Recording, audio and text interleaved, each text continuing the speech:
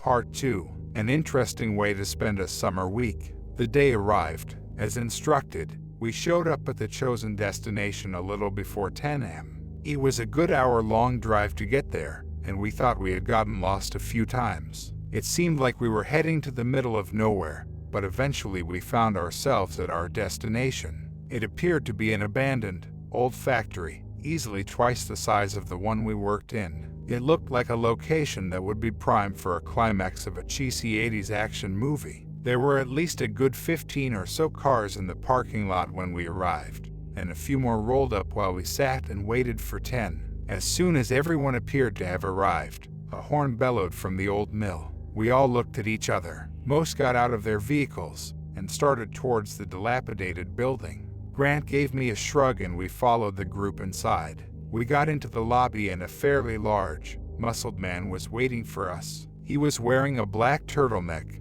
a suit jacket and dress pants. His stature just screamed mob enforcer. He was easily half a foot taller than myself, and I stood a little over 6 feet. He was twice my bulk, too. His face was tanned and almost leathery in appearance. His short, dark hair was spiked, and his dark eyebrows looked as though they almost formed a scowl above his otherwise blank and neutral expression. As a side effect of my youth and prison time, I had developed the need to size people up upon meeting them, to determine whether or not they would be a threat.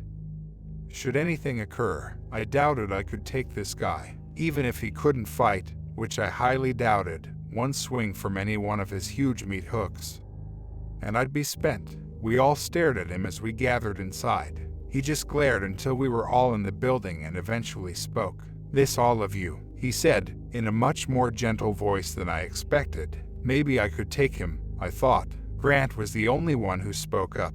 "How the bloody hell are we gonna know if this is all?" "We weren't exactly given a ruddy spreadsheet," he said, embracing every single bit of cocky limey he could muster. Everyone laughed, even the goon in the nice suit jacket. "Fair enough," he said, still chuckling, and sure enough, he pulled out a goddamn spreadsheet. He started calling names and checking off on his sheet. After acknowledging all of the occupants of the wide room, everyone, it seems, had arrived. The large man pulled out a large suitcase from behind him. "Keys, pocket knives or any other belongings in your pockets," he said, loudly. It wasn't a request. That wasn't hard to figure out. We all seemed puzzled by this. Glances back and forth, and a lot of reluctance. "Safekeeping, that's all," his hugeness assured us. "Keep everyone on a level playing ground." Grant looked at me and mouthed level playing ground. With his head cocked, the big guy handed out some fairly tough-looking Ziploc-type bags for us to store our things in,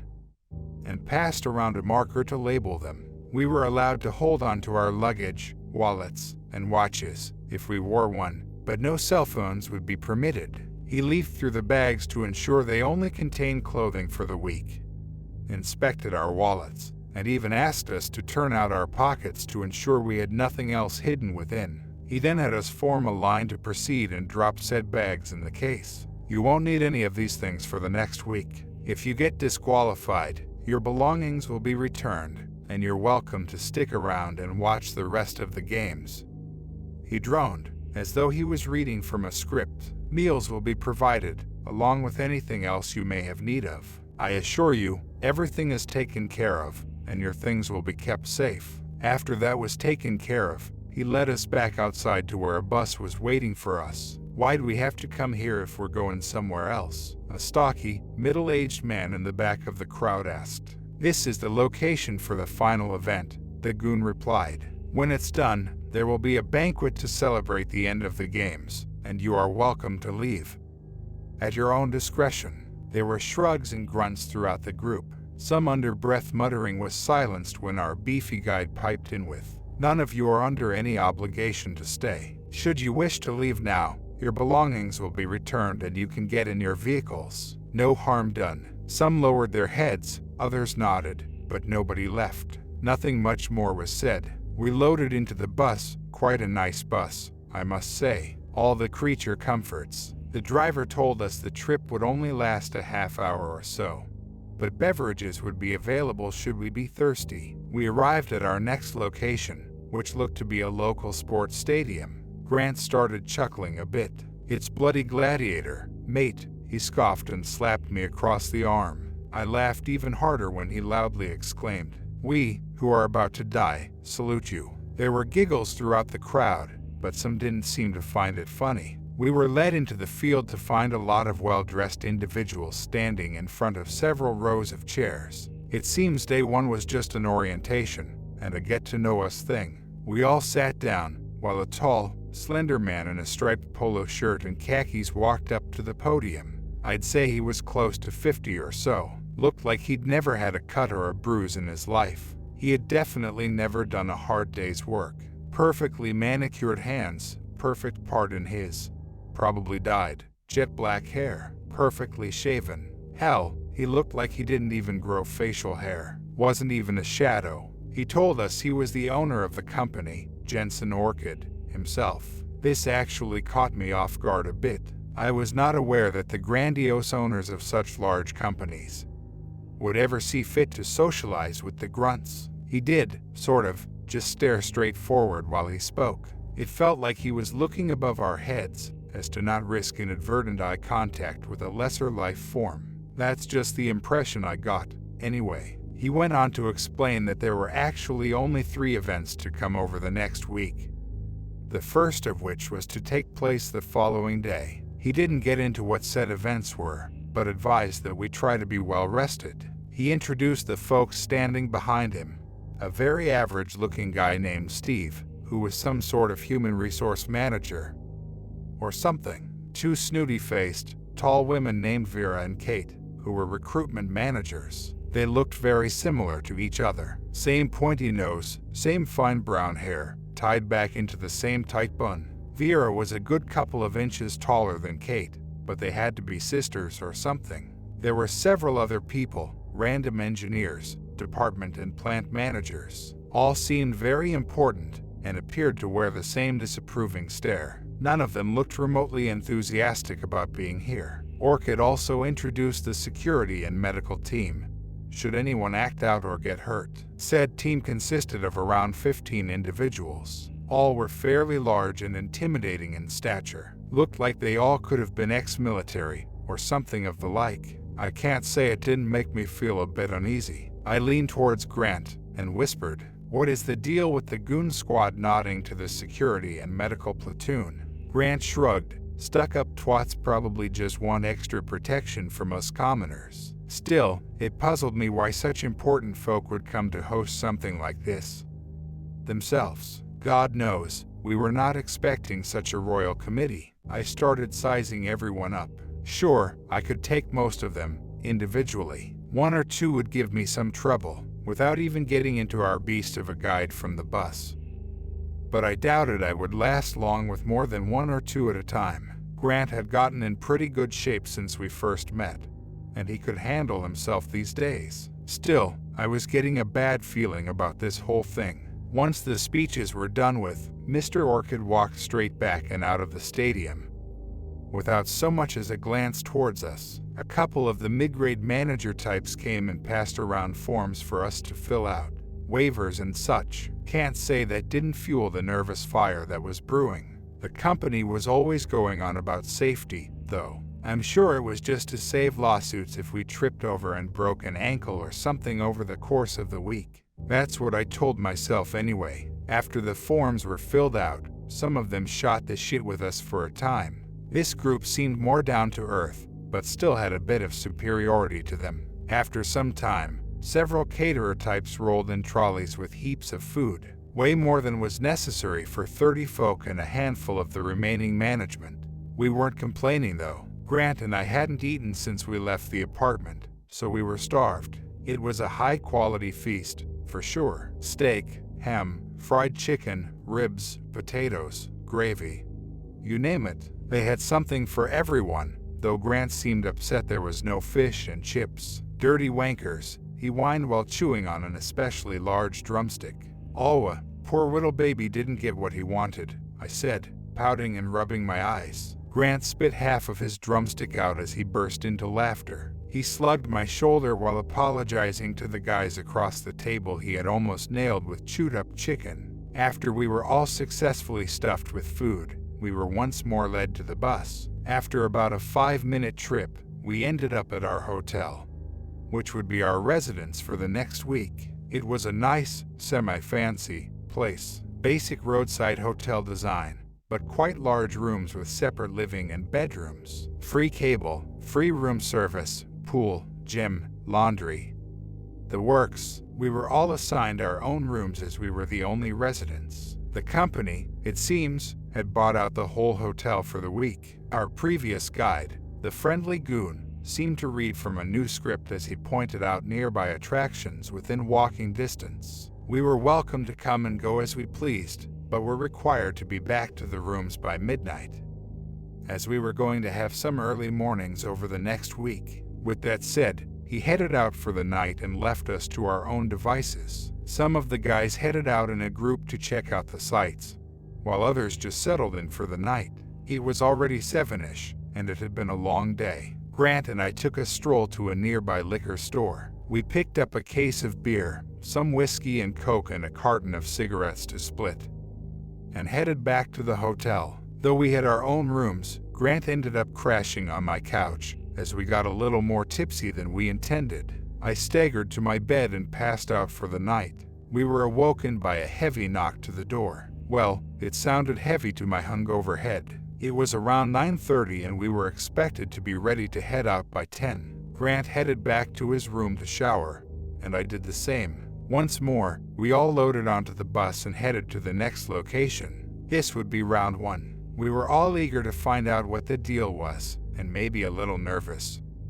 Truth be told, after another half hour on the bus, we arrived at a parking lot next to a fairly dense forest. Nothing else was around, just the bus, 2 black SUVs, and a whole lot of trees. The rear window lowered on the closest SUV to us. Sure enough, there was good old Jensen Orchid again. He did not get out of the vehicle, though. He had our favorite goon gather us all together, and proceeded to tell us, in a very bored-sounding voice, this will be the location of round 1 of the week's festivities. I will ask you to follow Mr. Green through this forest, to the other side. You will be allotted 3 hours to complete the task once it has begun. Any breaking of the rules and you shall be disqualified. We have cameras set up to watch from another location, plus you will each be fitted with GoPros. You must complete the task, or you will not move on to the next challenge. The winner, should there be one, will be rewarded.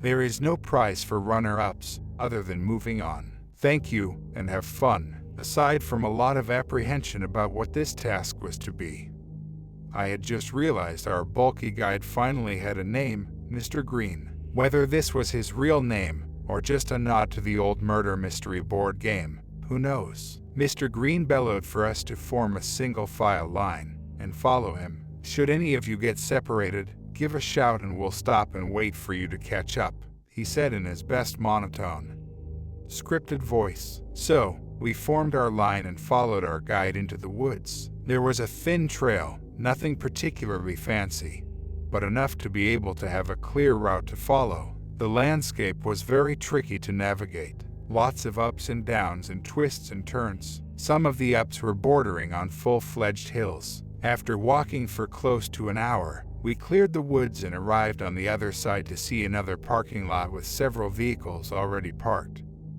one of which was a large, glossy black moving truck, like a classy U-Haul or something. Green gathered us all at the back of the truck and several people in orchid-printed polo shirts started fitting us with what felt like tactical vests. These were apparently fitted with small cameras on the front and back, also with GPS, should we get lost and have to be found. Get lost? I asked. Green just smiled. Don't worry, he said, calmly, this is the easy one. Grant looked at me with a questioning expression. I just shrugged. I wasn't feeling great about this, but I was sure there was no danger. Orchid was a pretty respectable company, and preached safety like the gospel. They surely weren't going to put us in harm's way. After the vests were fitted and cameras tested, Green told us what we were facing. This one is as simple as it comes. You will all be blindfolded and a helmet will then be placed on your head that will muffle your ears. You will have some hearing, but a bit limited. You will have no vision until reaching the end. Should any of you remove your helmet or blindfold, you will be eliminated. Should any of you not finish, you will be eliminated. Should any of you speak in more than a whisper, in any way that will guide or assist any of your competition aside from your partner, you will be eliminated. He appeared to be smiling more as his speech went on. The task is simple, get back to the bus, he said, as though this was the easiest thing in the world. A small, thin older man from the back of the group shouted out, we have to get through these woods blindfolded and muffled. What if we get hurt? He said, with light panic in his voice. Yes, sir, Green exclaimed. That's all you have to do to proceed to the next event. He clearly did not understand, or did not care that this was no easy task.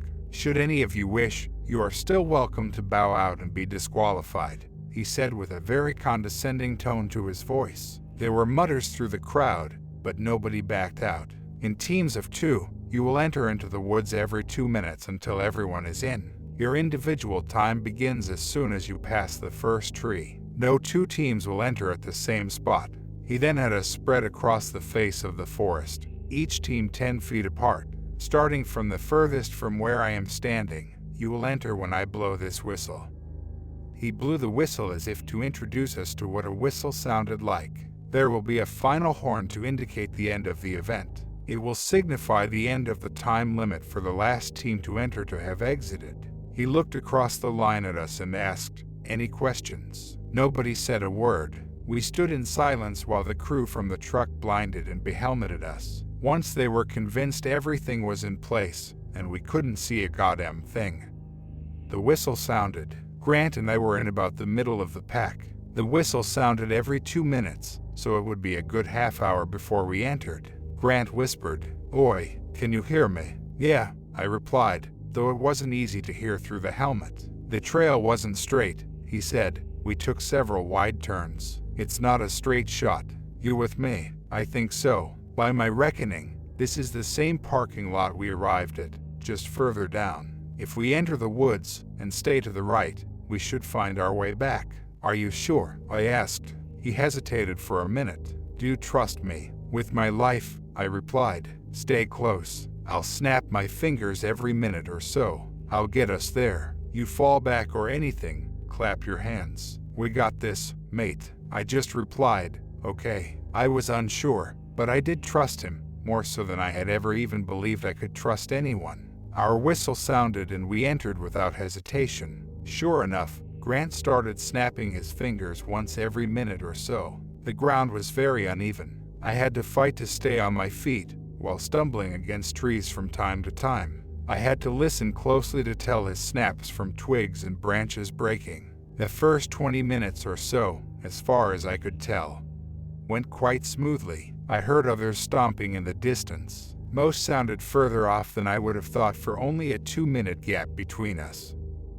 But it was hard to know anything for certain with one sense cut off and another dulled. Still, other players were not my concern. I only cared that Grant and I made it to the end. He was far more confident than I, but his assurance was enough to make me feel better about things. What confidence I had, however, took a turn for the worse when I heard a scream from far off, followed by scuffling and multiple branches breaking. Was there wildlife out here? Did someone just freak out and quit?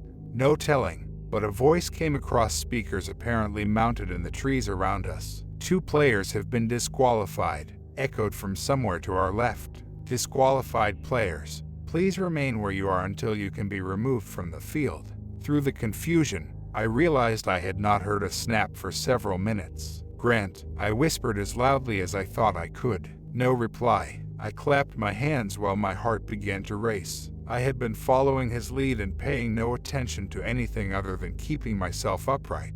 I started flailing my arms around, while trying to grasp at anything. I brushed trees with my fingers and almost busted my ass a couple of times after kicking branches on the ground. I heard more scuffling off in the distance, which caused me to whip around. There was a yell and some loud cursing from nearby. I know it wasn't Grant's voice. He was easily recognizable. There was a loud slam which sounded like someone hitting a tree with a large limb. The voice came back over the speakers. 2 players have been disqualified.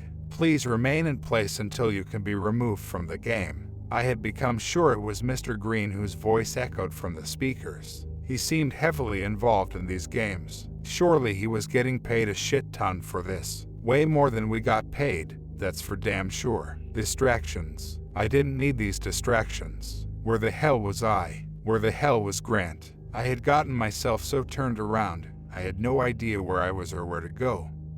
By this point, I was beginning to feel incredibly claustrophobic. Panic was setting in. My heart was hammering and I was sweating buckets. Fuck this, I said under my breath, as I was reaching up to remove my helmet and forfeit the game.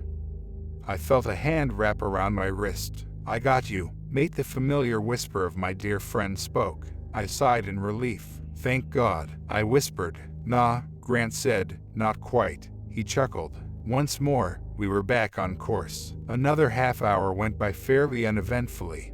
Aside from another 2 players being disqualified, we didn't hear much this time, aside from the voice over the speakers. Not far off now, I think, Grant said after another 15 minutes or so. Almost right after he spoke, a blood-curdling scream echoed through the woods. I whipped around. I heard what sounded like several people running, maybe 30 yards away. There was a loud thunk, which I assumed may have been someone running into a tree. Get up, a panicked voice yelled. More scuffling, followed by a scream. No, stop.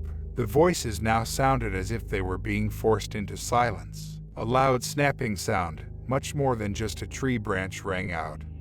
And then silence. Once more, my heart was racing. What the hell was that? I whispered, louder than intended. No clue, Grant said, sounding flustered himself. We gotta keep going, mate. 2 players have been disqualified, the voice spoke over the speakers. 90 minutes remain to complete the task. The fact that he did not ask for the eliminated players to stay in place, combined with the commotion we had only just heard, made me even more uneasy than I was before. They're fucking with us, mate, Grant insisted, trying to throw us off. We're close now, I just know it. Not 10 minutes later, the air around us seemed to become fresher. Somehow, the ground evened out and became solid. Concrete. That was fucking concrete. Congratulations, a familiar voice said as our helmets were removed. The blindfold was pulled from our heads, giving way to light that felt so bright that it would burn my eyes out. Give it a minute. Let your eyes adjust slowly, Green said. Holy shit, I said, heart still thumping. We did it. Grant just smiled and gave me a wink. After we regained our bearings, I asked Green what those noises were. Random obstacles and actors were staged throughout to have a bit of fun with anyone who came across them. He snickered like a kid who just got away with stealing a candy bar from the local pharmacy. You 2 got lucky. You weren't the first to make it out, but you did well. Grant appeared to be studying Green. He had an expression I had never seen from him. He was somewhere between doubt and frustration, with a side of something almost hateful in his eyes. You all right, mate? I asked, knowing full well how ridiculous I sounded when I tried to throw mate into a sentence. Normally, Grant would mock me when I tried, but this time he just gave me a half smile and said, all right, mate, with very little emotion. He was spooked, or something. Maybe he was just tired and hurting. I noticed several scratches and cuts on his arms from the blind journey. Perhaps he was just annoyed by the situation. I was scratched up pretty good, myself, but I was just too excited to be out of there and able to see again. I would even say I felt a little exhilarated from the experience. Another group came staggering from the woods, which finally broke Grant's stare down of Mr. Green. I wonder how many are left, I asked, almost to myself. No telling, really, Grant replied, sounding more himself again.